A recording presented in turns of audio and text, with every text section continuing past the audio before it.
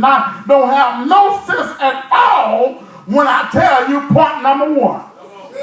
Well, the first thing you got to do if you're going to deal with wicked people, the first thing you got to do, you ready?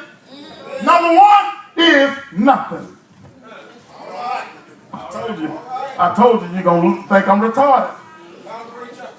The first thing you got to do when you're dealing with wicked people, number one, is nothing. Oh, I better press my claim here. Better get my point out. Because I know you don't like me when I tell you point number one is nothing, because you're saying to yourself, come on, Pastor, you mean to tell me nothing? Well, I ain't making this up. I don't agree with it, but this is what the Bible said. He said, do nothing. I'm making this up. The Bible tells me what to do. He said nothing, because here's what God tells us to do in verse number one.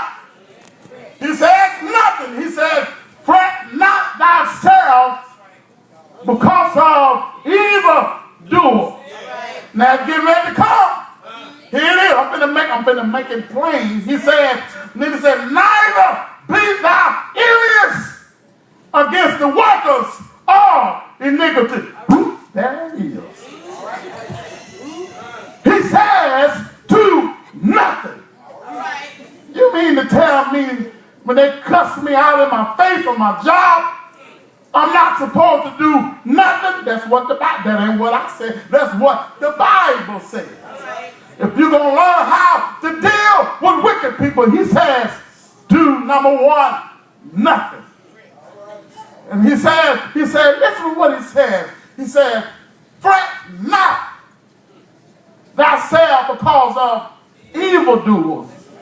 Even because they're doing all of this crazy stuff. He said, don't you be scared of what they're doing. Number one, you shouldn't be scared because you are a child of the King. You are saved, so why are you afraid of what they are doing? Do I have a witness here?